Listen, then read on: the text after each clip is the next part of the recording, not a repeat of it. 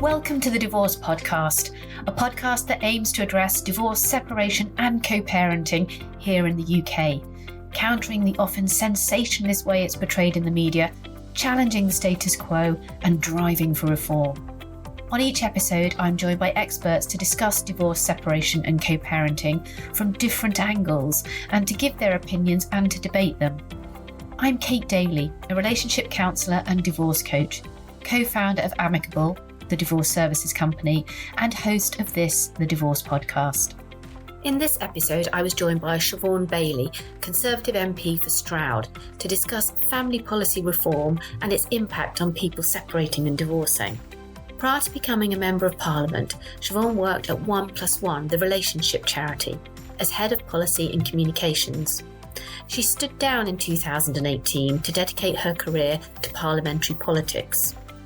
Since her election in 2019, Siobhan has been appointed to the Work and Pensions Select Committee and has served as co-chair of the All-Party Parliamentary Group for Relationships.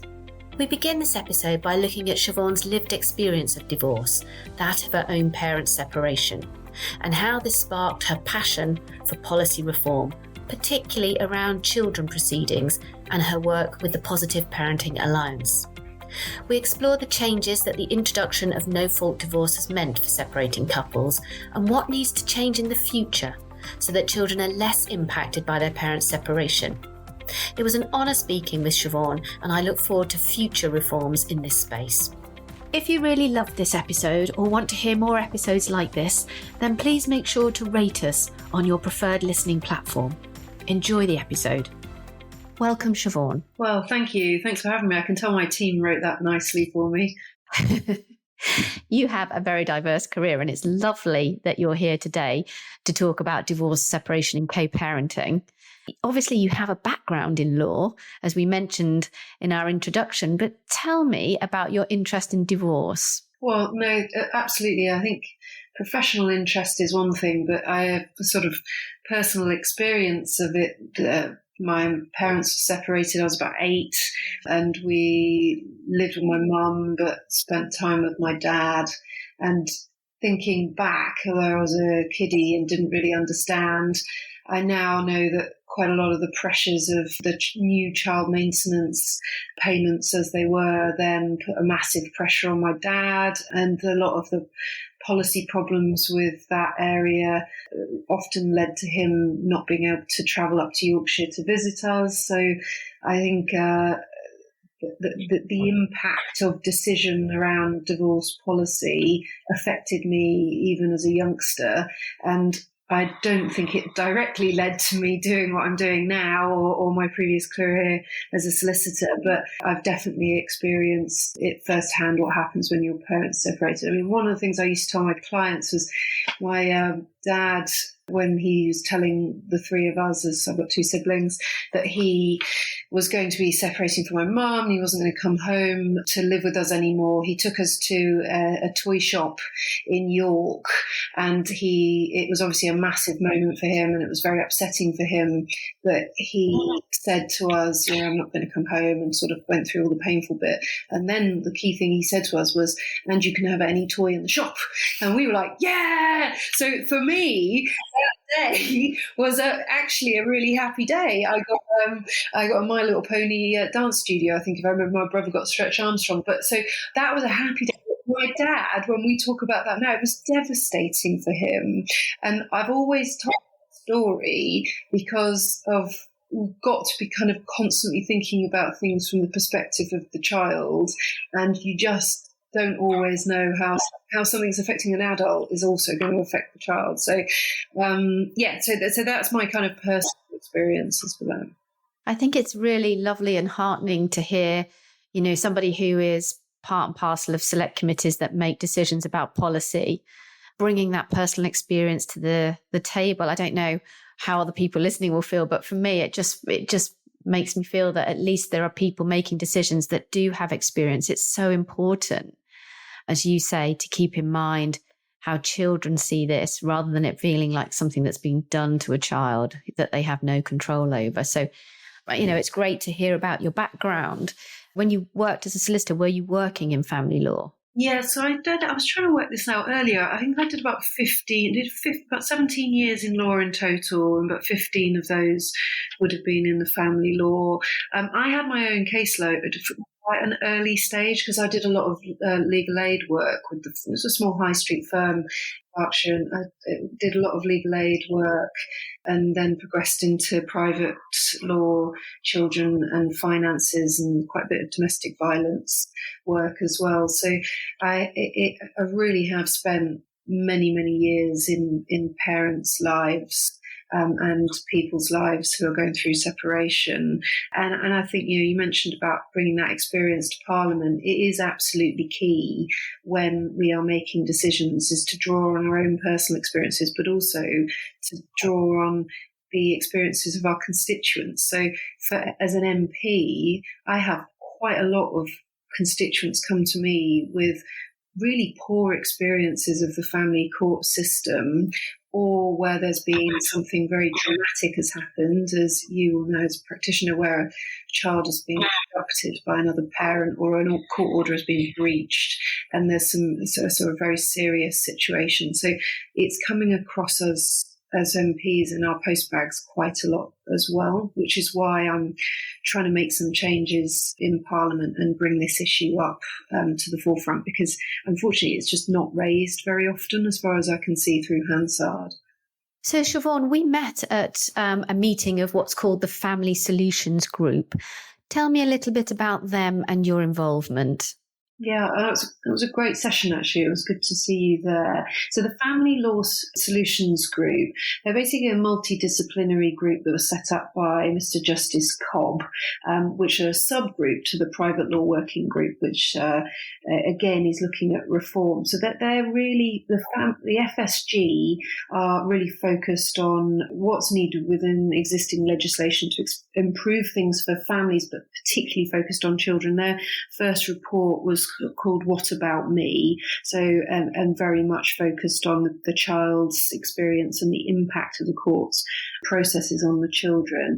And their most recent report is also all about language. So you and I agree on this, okay, that we are often found screaming at EastEnders and Coronation Street when they're going on about custody of the Mitchell's children or whatever's going on, and access rights, because that went out with the Children Act in 1989, and we haven't managed to improve the media's use of the new terminology of residence and contact. And fast forward up to date, even for counsel and lawyers like ourselves, we still refer to our opponents. Cases are still Smith versus Smith, so it's still immediately adversarial for families. And so I'm working with the FSG to try and raise the issue in Parliament. Sadly, what I've found is that not a lot of MPs talk about this, despite what I was saying earlier about it coming across our desks a lot for constituents. It is still raised. You have to understand that for MPs, we get 100 different subjects to sort of and deal with. So it's not because people don't care, it's just not being pushed. So I've been trying to push through a number of the reforms and raise the profile of a number of the reforms that the FSG and also the Private Law Working Group would like to see. And we've got a fantastic... Let's talk a little bit about those reforms then, because I think they're really important, aren't they? Because you're right, we seem to be stuck with an adversarial legal system, which is obviously the envy of the world. But when it comes to working with families, the adversarial judicial system just doesn't feel like the right approach. So what sort of reforms are you and Parliament and the group looking at that might help put family solutions, rather than this notion of justice, at the heart of divorce and separation and helping parents move on with their lives? Yeah. So One of the key reforms is actually changing language and getting the whole of the legal and court sector to change language. And I urge everybody to look at the report. Many family lawyers are already using sort of conciliatory language, and the no-fault divorce changes have helped a lot. So that's a good stage. The other thing I was talking to the previous Lord Chancellor about, and will take up again with the new Lord Chancellor, is what we were calling demand reduction. So my view is that a good third of the cases that I was seeing, and I think Sir Andrew McFarlane puts it at about 20% of cases, particularly with children, do not need to be anywhere near a court. So how do we keep them out of a court, but while still helping the parents together? So a demand reduction approach we were discussing with the ministers and the MOJ about whether we could incentivise behaviour through fees and costs, so potentially getting your fees back if you don't use the court process. So even if you make the court application but you manage to move things ahead. I'd like to see the SIPS programme, the Separated Parenting Information Programme, available without making a court application, because once the application's made, kind of the lines in the sand are drawn. We want to make sure that there's communications with parents earlier in the process, and that they know that there is an amicable option and that court is not the only way, because many parents will sort of, I'll see you in court after a big row, when actually if they did something like the SPIPS program, or they had a mediation session, or they spoke to a family lawyer like yourself, then actually you will be in a better position to reach an agreement with the other parent, which, as we all know, will last longer. So that's where I'd got to prior to the most recent change of government, and that's what I'll be picking up again with this new parliamentary session. I think one of the issues you touch on is, at the moment, we only seem to have a kind of triaging system once you've made an application to court. So one of the things that we're particularly keen on at Amicable is trying to get a triaging system that works before anyone's made an application to court. So looking at there's a similar model to what they have in Australia, where there's an independent family solutions centre set up where people can go to get, information, legal information and help on choosing the right process for them. And the family solution centres they're not lawyers, they're not mediators, they're not anyone who provides the service, but they're a separate, neutral, independent group who can then effectively triage people into the right kind of processes so that they know what their options are before they start. And that's not predicated on having made an application to court, as you say, in the heat of the moment after a big row or whatever. So that's certainly something we think is important. And it sounds like that sort of approach might be something that Family Solutions Group or the parliamentary committees might be interested in hearing more about. Yeah, I think it's fantastic that you look around the world, and it is really important, particularly to the Antipodean countries who have got some very interesting practice. I think 2 points that I'd like to raise to the issues you've just raised. The first is about tech. So we know that parents and couples who are going through a separation will often Google and try and get advice from the internet. We all would wish that isn't the first port of call, but that's the reality of it. We also know that if somebody's thinking about going through a divorce, they'll look at government websites, and we've obviously got online applications now. I do not think it's beyond the wit of man to ensure that there are points of information or pop-ups or things, particularly as you're going through court applications, that are able to sort of highlight to parents in particular that there are things like the separation courses, there are things like mediation, that there is another way. They don't have to immediately rush to, in my days, C100 application. It doesn't have to be. So we've got the tech. You could use algorithms. You could use the systems that are already there. But give parents the opportunity to see what else is available. And the second interesting development is that the government is really investing in something called family hubs. So these will be around the country, and they are designed to support families from before birth up to teenage years. These are, and this is with the age of their children, but also they can and should be used to help families that are going through separation. So a little bit like a Family Solutions hub, these sort of new-fangled centres should be exactly the place that we want parents to go to for more information. So there's been a fantastic piece of work done with Dame Andrea Leadsom about the best start for life. And we all know and believe that early intervention and looking after children in the early years is the route to success for that child, but also for family life. So getting in early and finding those touch points, whether it's midwives, whether it's health visitors, whether it's when you register your child's birth and giving parents information, is all doable. I think we've just got to pull the strands together. So I'm always hopeful. This stuff has to be dealt with because it's been put in the too difficult box for too long. But I'm quite hopeful. Well, I think we know that this is a very expensive thing to get wrong, don't we? The cost of divorce and separation and co-parenting going wrong to this country is over £51 billion a year. According to the relationships report. And that's bigger than the defence budget. So it's in everybody's interests to try and get this right and into better shape. It's very interesting what you say about the family hubs. Is that not the same as the Sure Start programme that was removed? Or is it something different? It sounds quite similar.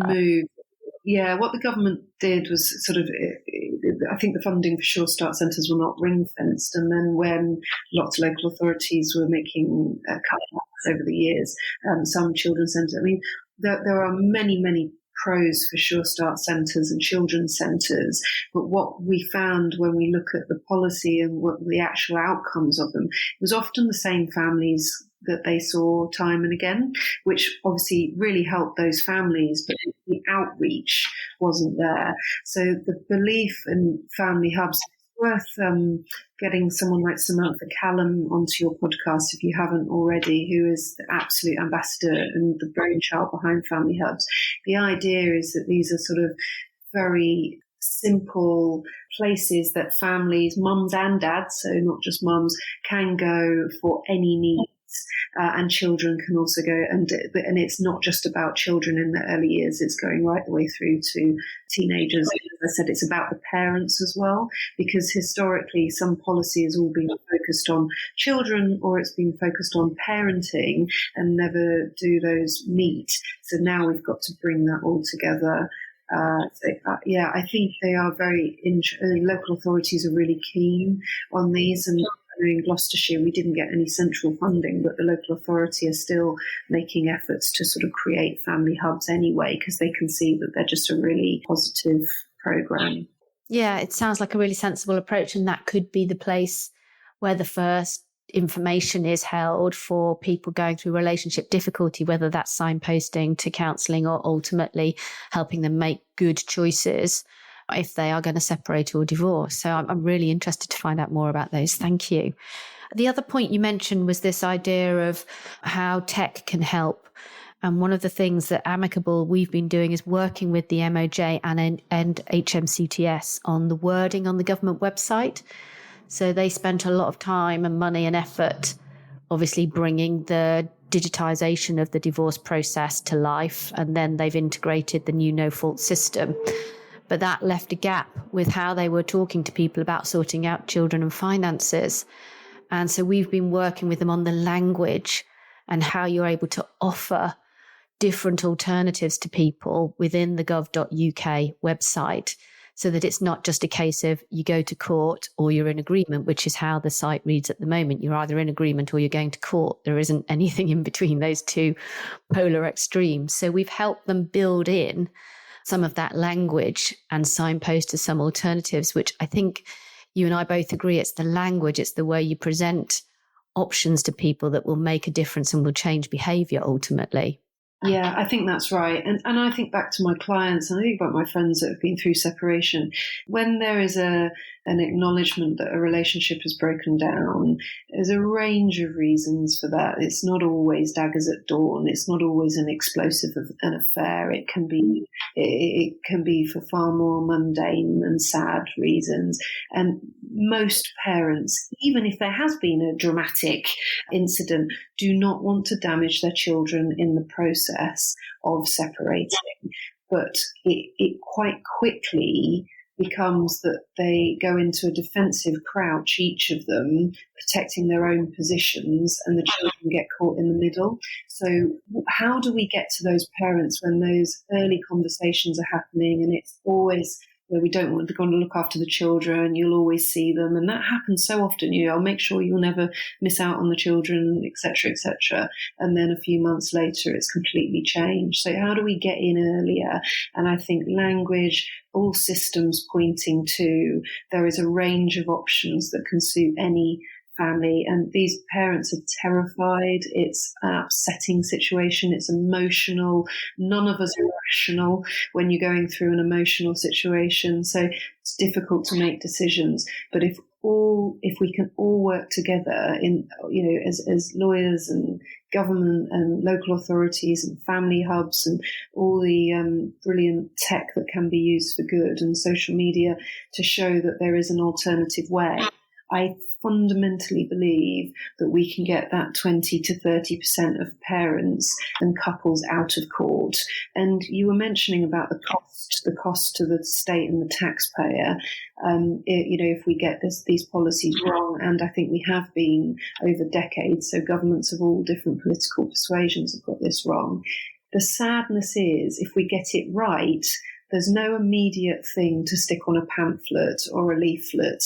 It's very, you may never know that we've stopped a family going to court through good practice and good policy. So you don't get to tick a box and have a metric or a measurable outcome.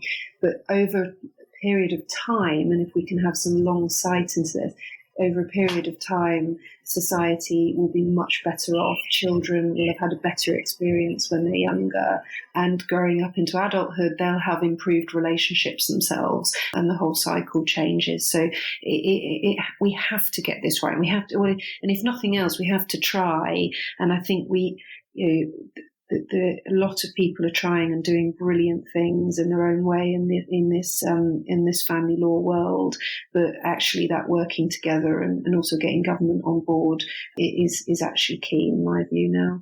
Yeah, I think that's the interesting point, isn't it? Because there's a moral imperative to do this. The mission of Amicable is to change the way the world divorces, and we are set up to help people end relationships in a kinder and better way.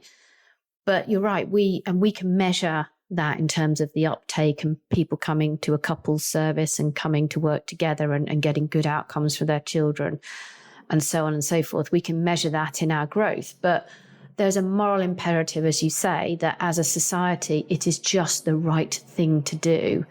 And that's hard for governments to take up sometimes because they're measured on short-term things. They've got to win an election, they've got to do whatever. But it's so important that we stop thinking of divorce as in the terms of battles and fights and courts and justice, and shift that narrative to a much kinder way of describing things. And we know, don't we, if people live longer, the chances of having one sole relationship is going to be less, and therefore we have to, as a society, be more adept at transitioning between relationships and making sure we don't damage children in the process, so that they grow up and repeat patterns and behaviours that just aren't helpful.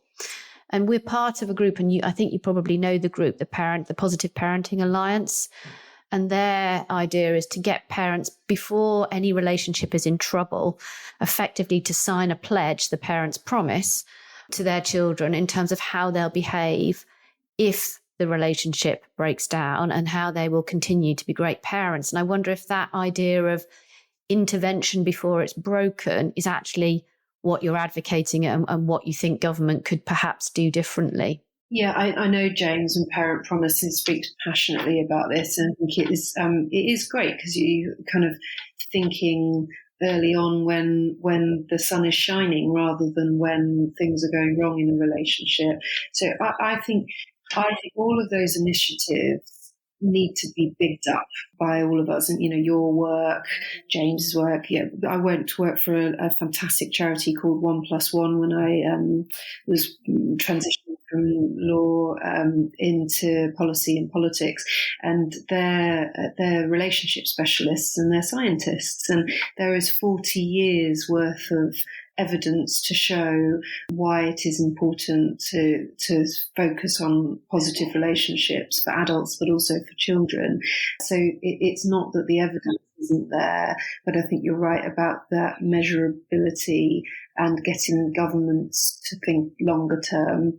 And I'm hoping that things like the family hubs will be such a positive thing that in the event of a change of government, I don't want change of government soon, but in the event of change of government in 10 years' time, that they will be so ingrained into the communities that they may change. They may, another party may want a different branding, but the work that's being done in there is a positive, and it's this where people know is a good source of help. So I'm not down and out on this. I'm annoyed because I think it's daft that we're not focusing. Me too. 280,000 children, we think, the FSG, they go through divorce and separation every year. That is a lot of children. That's a lot of children where they are often caught, not always, but often caught in the middle through no fault of the parents, and then often presenting at school with mental health concerns or anxiety, then on to, teenager, and they're in their exams and they're struggling because home life is not great. And I've always said to the mental health teams that you can pour as much money as you want into school mental health services, but if these kids are going home to chaos or, aggravation or even simmering silence, the good work in schools is going to be undone. So let's get right back to basics. What is best for these children? Let's try and protect the relationships that can be saved, and where relationships do break down, let's make it all about the children and supporting and protecting them. I mean, I think most of us would agree, wouldn't we? It has to be a holistic approach. What do you think has to change in the way that government deals with these issues in order to get some of these changes through? Should family solutions sit within the MOJ, or should there be a different structure, a different governmental structure, if we want to make these changes? One of the biggest problems is it sits across a number of different departments. So you've got, it naturally is covered by the Ministry of Justice, and I think that's right. It's a fundamental arm of the law, and that's where the main budget is. But then the Department for Work and Pensions have what we call the relationships brief. So they do, through local authorities, quite a lot of work supporting particularly vulnerable parents and parents that are out of work. Then the Department for Education also has the mental health briefs and the children briefs, so it sits there as well. And then obviously the Treasury gets involved. So getting someone to own this and think it through is quite difficult in government. You do have a children's minister, but sort of making all the budgets are running at different rates and sort of different way. So family hubs sit in Department for Education, as far as I'm aware, unless that's changed. So we've got, I think for me, they're the kind of the new approach to potentially getting the sort of services for separating the couples into communities that haven't had them before.